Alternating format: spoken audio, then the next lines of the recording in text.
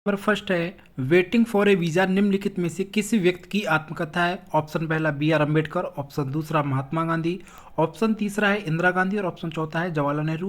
तो यहाँ पे आंसर हो जाएगा ऑप्शन नंबर पहला बी आर अम्बेडकर। तो इससे संबंधित हम लोग अन्य बिंदु पर भी चर्चा करेंगे। तो हु वेयर द शूद्र 1946 में भारतीय समाज सुधारक और पॉलीमैथ बी आर अम्बेडकर द्वारा प्रकाशित एक ऐतिहासिक पुस्तक है। पुस्तक शूद्र वर्ग की उत्पत्ति पर चर्चा करती है। अम्बेडकर ने ज्योतिबा राय फूले की पुस्तक को समर्पित की है।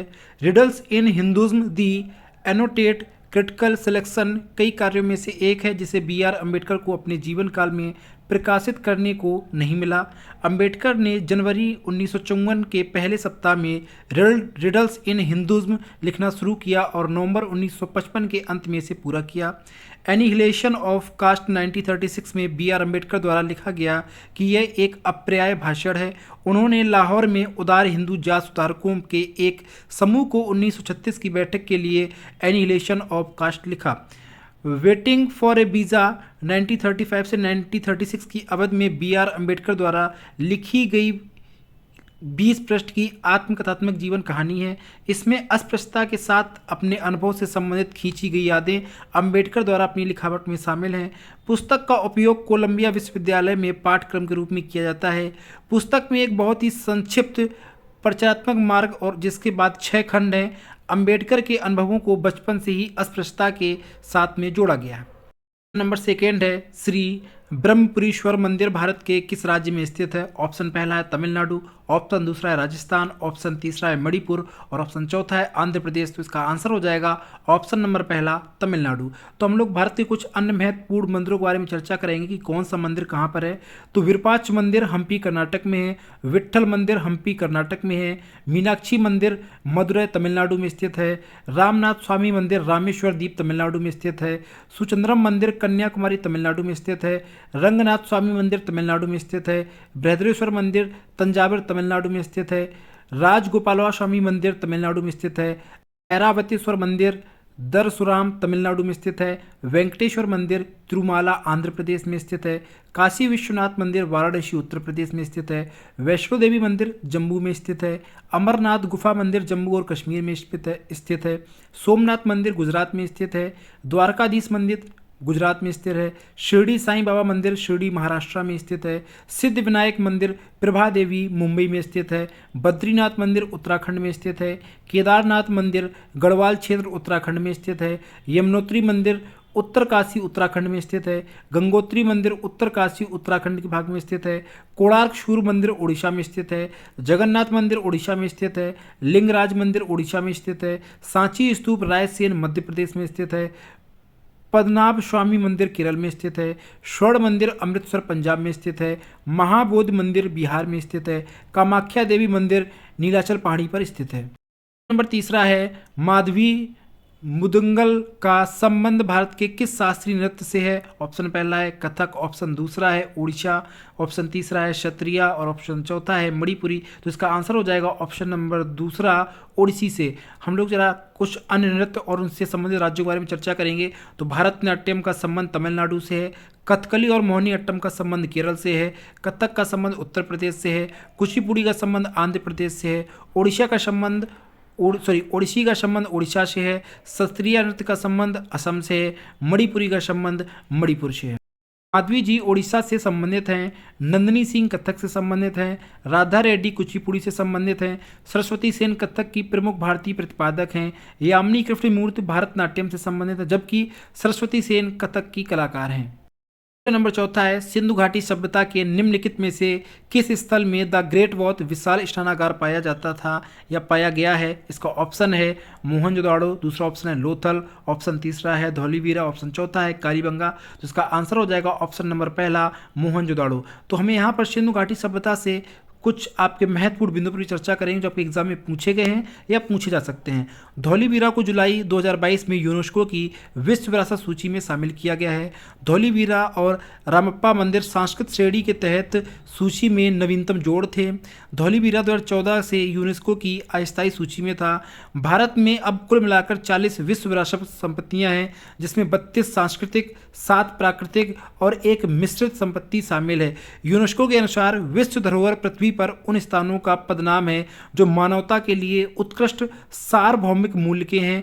इन्हें भविष्य की पीढ़ियों की सराहना और आनंद लेने के लिए संरक्षित करने के लिए विश्व विरासत सूची में अंकित किया गया है। संयुक्त राष्ट्र शैक्षिक, वैज्ञानिक और सांस्कृतिक संगठन यूनेस्को दुनिया भर में मानवता के लिए उत्कृष्ट मूल मानी जाने वाली सांस्कृतिक और प्राकृतिक विरासत की पहचान, संरक्षण को प्रोत्साहित करना चाहता है। द ग्रेट बौद्ध विशाल स्नानागार पाकिस्तान स्थित सिंध में मोहनजोदाड़ो में प्राचीन सिंधु घाटी सभ्यता के खंडरों का सबसे प्रसिद्ध धौलावीरा गुजरात राज्य के कच्छ जिले में भचाऊ तालुका में खदिरबेट में एक पुरातात्विक स्थल है। धौलीवीरा की अनूठी विशेषताओं में एक नहरों और जलाशयों की परिष्कृत जल संरक्षण प्रणाली है जो दुनिया में कहीं भी सबसे पहले पाई गई, पूरी तरह से पत्थर से निर्मित है। नुकीले आधार वाले बड़े काले स्प्लिट जार भी इस स्थल से मिले हैं। एक विशाल कांस हथौड़ा, एक सोने का तार, सोने की कान की बाली, तांबे की मोहरें, टेराकोटा के गिलास आदि भी मिले हैं। कालीबंगा राजस्थान के हनुमानगढ़ जिले में सूरतगढ़ और हनुमानगढ़ के बीच में पीलीबंगन में स्थित है। साइट में पूर्व हड़प्पा और हड़प्पा दोनों अवशेष मिलते हैं। कच्ची ईंटों से बने उठे हुए चबूतरे से एक पंक्ति में अग्निकुंड के साक्ष्य मिलते हैं। यहाँ से ऊँट की हड्डियाँ भी प्राप्त हुई हैं। मोहनजोदाड़ो पंजाब पाकिस्तान के लरकाना जिले में सिंधु नदी के तट पर स्थित है। इसका अर्थ होता है मृतकों का टीला।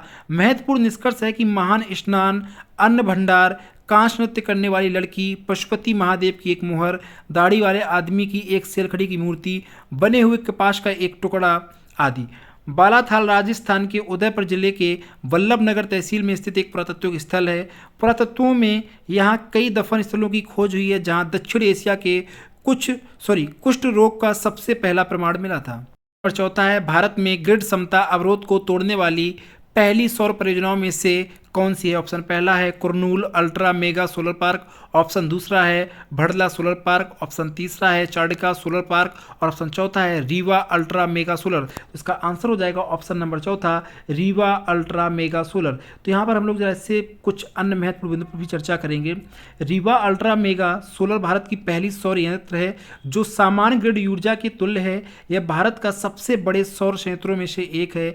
इसका फोटोवोल्टिक सौर पार्क वाला ग्रिड से जुड़ा हुआ प्रचालन क्षेत्र 1590 एकड़ में फैला हुआ है जो मध्य प्रदेश के रीवा जिले में स्थित है। यह परियोजना 750 मेगावाट क्षमता के साथ दिसंबर 2019 में स्वीकृति हुई। कुछ और आपके पावर प्लांट हैं जो आपके कहाँ पर स्थित है, जरा इस पर भी हम चर्चा करेंगे। तो गैलीवेट सोलर प्लांट आंध्र प्रदेश में स्थित है। एनपी कुंटा प्लांट आंध्र प्रदेश में स्थित है। Kurnool ultra mega solar plant Andhra Pradesh में है। Kadapa ultra mega solar plant Andhra Pradesh. Kamuthi सौर ऊर्जा संयंत्र Tamil Nadu. Mandsaur solar plant Madhya Pradesh. Rewa ultra mega solar Madhya प्रदेश।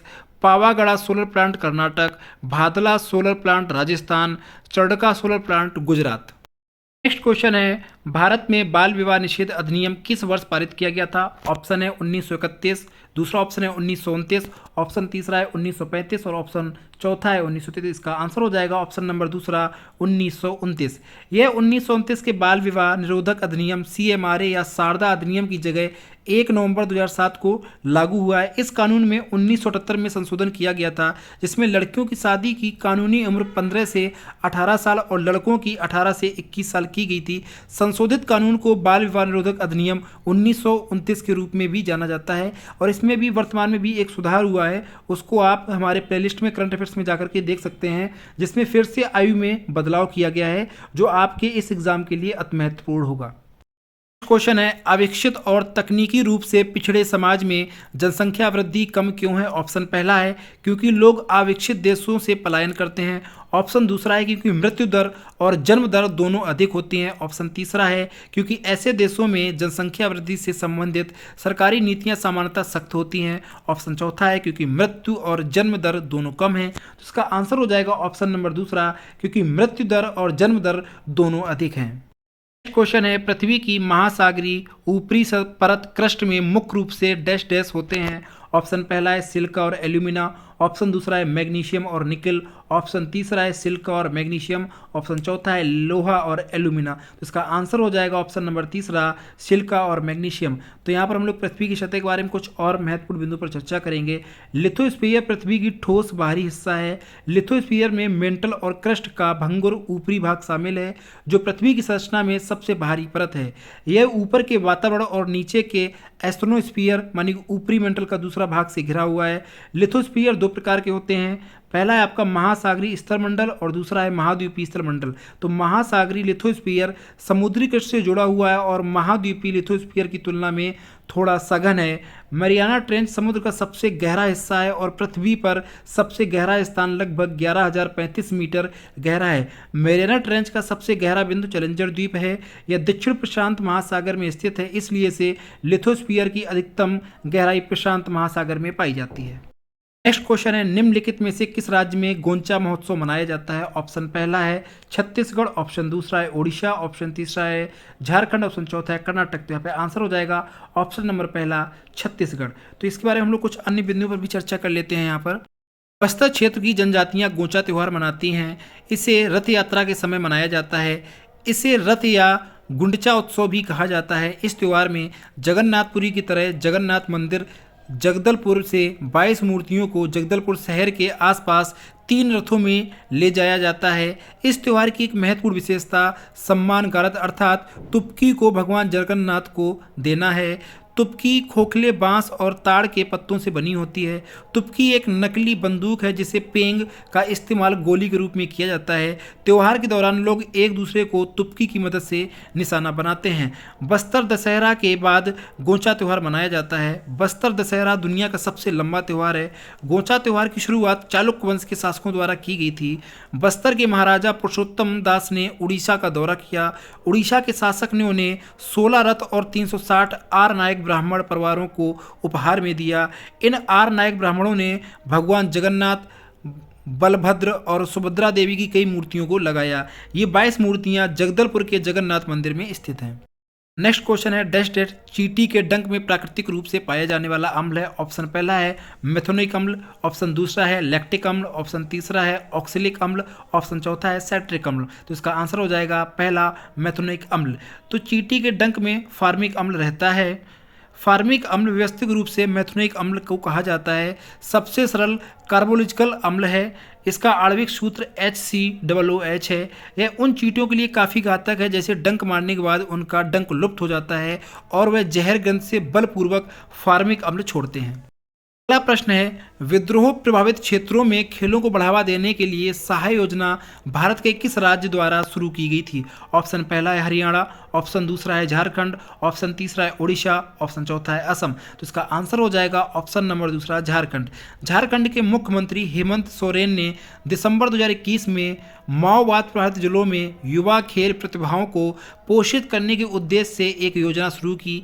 इस योजना को sports action towards harnessing experience of youth Sahay कहा जाता है। योजना के तहत गांव से लेकर वार्ड स्तर तक 14 से 19 आयु वर्ग के लड़के लड़कियों को पंजीकरण, उन्हें बास्केटबॉल, वॉलीबॉल आदि में अपने कौशल का प्रदर्शन करने का अवसर दिया जाता है। पहले चरण में खेल विभाग द्वारा माओवाद प्रभावित पश्चिमी सिंहभूम, सरायकेला, खरसवा, खूंटी, गुमला और सिमडेगा के 14 से 19 वर्ष के आयु वर्ग के 72,000 युवाओं को नामांकित करने का लक्ष्य रखा गया है। पहले चरण की प्रतिक्रिया के आधार पर यह योजना झारखंड के अन्य जिलों में भी शुरू की जाएगी। एक कौशल विश्वविद्यालय भी इसके लिए बनाया जाएगा। तो झारखंड से संबंधित कुछ अन्य बिंदु पर भी चर्चा करते हैं। तो झारखंड के राज्यपाल हैं रमेश बैस, मुख्यमंत्री हैं हेमंत सोरेन, लोकसभा में सीटों की संख्या है 14, राज्यसभा की सीटें हैं 6 और जिलों की संख्या है 24। पंजीकृत जो जीआई है वो है आपका सोहराई खोबर चित्रकारी। राष्ट्रीय उद्यान है हजारीबाग राष्ट्रीय उद्यान, पालमू राष्ट्रीय उद्यान और बेतला राष्ट्रीय उद्यान। प्रश्न है, निम्नलिखित में से कौन सी नृत्य शैली उन महिलाओं की व्यथा को दर्शाती है जिनके जीवन साथी घर से दूर चले जाते हैं? ऑप्शन पहला है पाइका, ऑप्शन दूसरा है बिरहा, ऑप्शन तीसरा है मटकी और ऑप्शन चौथा है अलकाप। तो इसका आंसर हो जाएगा ऑप्शन नंबर दूसरा बिरहा। तो कुछ नृत्य हैं उनसे संबंधित अन्य जानकारी भी हम लोग बात करेंगे। कुछ नृत्य हैं उनसे संबंधित जनजाति या समाज है और उनका उत्पत्ति का स्थान है। तो बात करेंगे बिरहा। बिरहा उन महिलाओं के दर्द को चित्रित करता है जिनका साथी घर से दूर है, केवल पुरुष द्वारा ही किया जाता है, यहाँ तक कि महिला चरित्र भी पुरुष द्वारा निभाया जाता है। इसका उत्पत्ति स्थान है बिहार। आप बात करते हैं अलकाप का, तो समलैंगिकों के दो गायकों के समूह में 10-12 लोगों द्वारा प्रदर्शन किया जाता है। यह लोक कथाओं और पौराणिक कहानियों पर आधारित है, जिसमें एक हास्यपूर्ण रेखा चित्र है जिसे कैप के नाम से जाना जाता है। आमतौर पर शिव के गजान त्यौहार से जुड़ा है। इसके उत्पत्ति का स्थान है झारखंड के राजमहल की पहाड़ियाँ और पश्चिम बंगाल के राजशाही मुर्शिदाबाद और मालदा क्षेत्र। आगे बात करते हैं, नेक्स्ट नृत्य है आपका गौरी मारिया। यह बस्तर क्षेत्र में बिजोन हॉर्न मारिया जनजाति का अनुष्ठानिक नृत्य है। एक बिजोन की गतिविधियों का अनुकरण किया जाता है और पुरुषों और महिलाओं के एक समूह द्वारा किया जाता है। इसकी उत्पत्ति का स्थान है छत्तीसगढ़। नेक्स्ट नृत्य की बात करेंगे मटकी। मटकी मालवा आंचल की महिलाओं द्वारा विवाह व त्योहार पर किए जाने वाला नृत्य है। सिर पर ज्वार से भरी टोकरी को संतुलित करना होता है। इसका उत्पत्ति का स्थान है मध्य प्रदेश। अगला नृत्य है जवारा। यह बुंदेलखंड के प्रसिद्ध फसल नृत्य है। यहाँ पर ज्वार से भरी टोकरी को संतुलित किया जाता है और इसकी उत्पत्ति का स्थान है मध्य प्रदेश। प्रश्न है, निम्न हिमालय और शिवालिकों के बीच स्थित अनुदैर्ध्य घाटी को क्या कहते हैं? ऑप्शन पहला है हाना, ऑप्शन दूसरा है सिंध, ऑप्शन तीसरा है कांगड़ा और ऑप्शन चौथा है दून। तो इसका आंसर हो जाएगा ऑप्शन नंबर चौथा दून। तो हम लोग यहाँ पर इससे संबंधित कुछ अन्य बिंदु पर भी चर्चा करेंगे जो हमारे एग्जामों में पूछे गए हैं।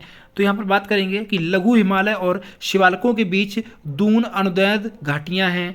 दून घाटी के लिए एक स्थानीय शब्द है। विशेष रूप से शिवालिकों में या शिवालिक या उच्च हिमालयी तलटे के बीच में एक खुली घाटी है। अनुदैर्ध्य घाटी लघु हिमालय और शिवालिक के बीच में अनुदैर्ध्य घाटियाँ हैं, जिसे पश्चिम में दून और पूर्व में दुआर के रूप में जाना जाता है। विशिष्ट नदी घाटियों के विपरीत दूनों का एक संरचनात्मक उत्पत्ति होती है और यह हिमालय और शिवालिक ऊपरी भूमि के कटाव से उत्पन्न कंकड़ों और बजरी से ढके होते हैं। इस क्षेत्र में पाए जाने वाले प्रमुख दूनों में से देहरा, कोठरी, चौखम, पटली और कोटा है। एक अनुदैर्ध्य घाटी और लंबी घाटी जो भूवैज्ञानिक रूप से छोटे वलित पहाड़ों के में दो लगभग समांतर पर्वत श्रृंखलाओं के बीच में पाई जाती है, जैसे कि आल्प्स, कार्पेथियन, एंडीज और मध्य एशिया के उच्च भूमि। वे अनुवर्ती धारा प्रवाह द्वारा कब्जा कर लिए जाते हैं और आकार लेते हैं। ड्रून्स अनुदैर्ध्य घाटियों का निर्माण तब होता है जब यूरेशियन प्लेट और भारतीय प्लेट वलयतों में के परिणाम स्वरूप टकरा जाते हैं। लघु हिमालय और शिवालिक के बीच में ये बनते हैं। घाटियाँ हिमालय और नदियों द्वारा पारित दानेदार जड़ों से संचित होती हैं। प्रश्न है, इलेक्ट्रिक रूम हीटर में प्रयुक्त तार की कुंडली क्या कहलाती है? ऑप्शन पहला है फ्यूज, ऑप्शन दूसरा है एलिमेंट, ऑप्शन तीसरा है सेल और ऑप्शन चौथा है स्विच। तो इसका आंसर हो जाएगा ऑप्शन नंबर दूसरा है एलिमेंट। खाना पकाने के लिए उपयोग किए जाने वाले विद्युत तापक में तार की कुंडली होती है। विद्युत तापकों में प्रयुक्त तार की कुंडली को तत्व कहते हैं। विद्युत तापक की तापन कुंडली विद्युत ऊर्जा को ऊष्मा ऊर्जा में स्थानांतरित करता है। तत्व रक्त तप्त हो जाते हैं और विद्युत आपूर्ति से जुड़ने के बाद ऊष्मा छोड़ते हैं। एक तार में उत्पन्न ऊष्मा की मात्रा प्रयुक्त पदार्थ लंबाई और मोटाई पर निर्भर करती है। विद्युत तापक की कुंडली नाइक्रोम की बनी होती है। इसमें नाइक्रोम। अगला प्रश्न है, ए.आर. रहमान ने कितने ग्रैमी पुरस्कार जीते हैं? ऑप्शन पहला है 1, ऑप्शन दूसरा है 4, ऑप्शन तीसरा है 2 और ऑप्शन चौथा है 3। तो इसका आंसर हो जाएगा ऑप्शन नंबर तीसरा 2। ए.आर. रहमान एक भारतीय फिल्म संगीतकार, रिकॉर्ड निर्माता, गायक और गीतकार हैं। 2010 में भारत सरकार ने उन्हें देश के तीसरे सर्वोच्च नागरिक पुरस्कार पद्म भूषण से सम्मानित किया।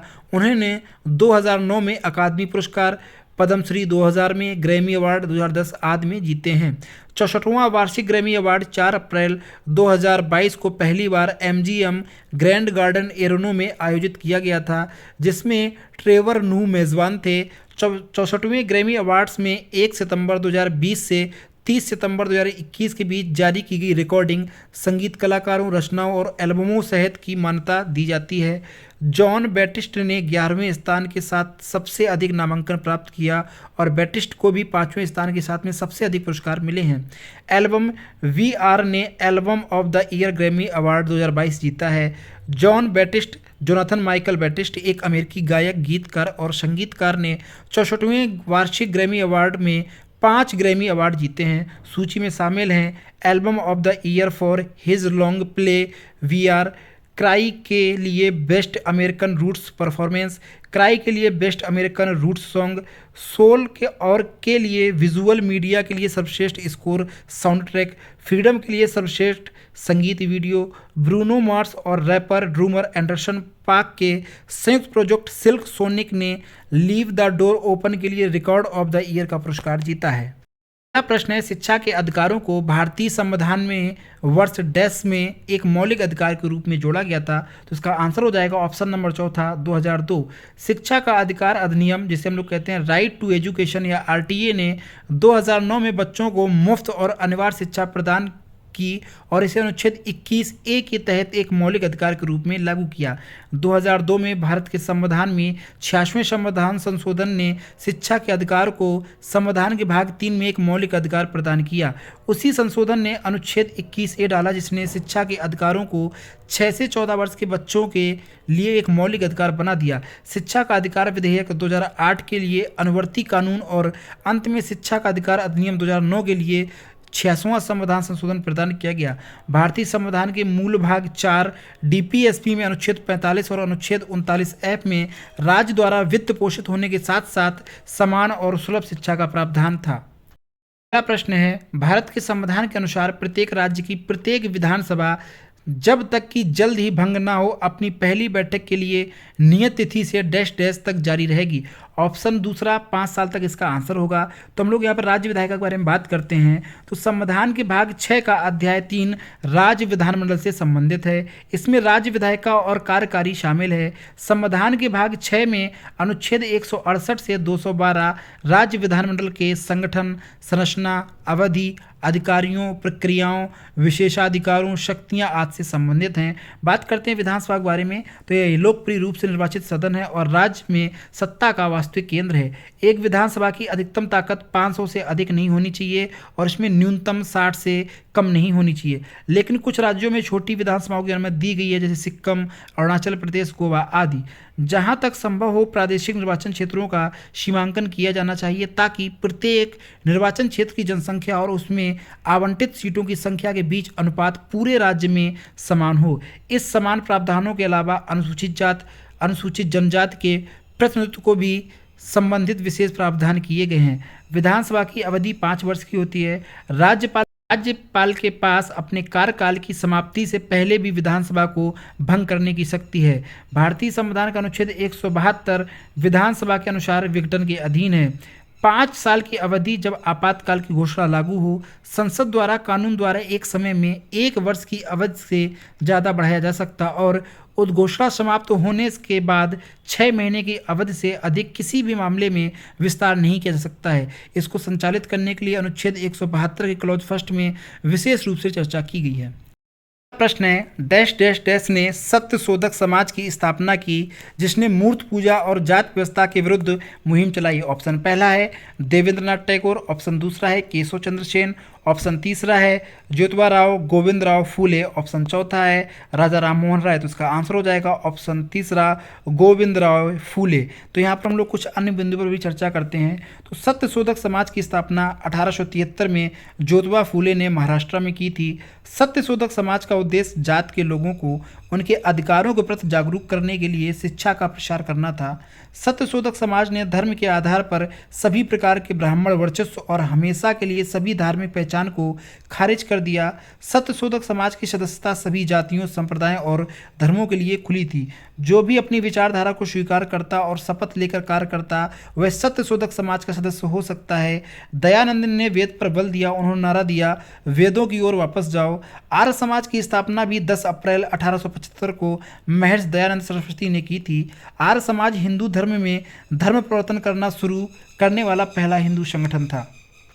निम्नलिखित में से कौन सा पूंजी बजट का एक घटक है। ऑप्शन पहला है कर राजस्व, ऑप्शन दूसरा है प्रत्यक्ष व्यय, ऑप्शन तीसरा है गैर योजनागत पूंजी व्यय, ऑप्शन चौथा है गैर कर राजस्व। तो इसका आंसर हो जाएगा ऑप्शन नंबर तीसरा गैर योजनागत पूंजी व्यय। तो इस पर हम लोग चर्चा करते हैं। गैर योजनागत व्यय सरकार द्वारा गैर उत्पादक क्षेत्रों जैसे वेतन, सब्सिडी, ऋण और ब्याज, पेंशन, राज्यों और केंद्र शासित प्रदेशों की सरकारी को वैधानिक हस्तांतरण पर खर्च करने वाली राशि है। यह सरकार के कुल व्यय में सबसे बड़े अनुपात में से एक है।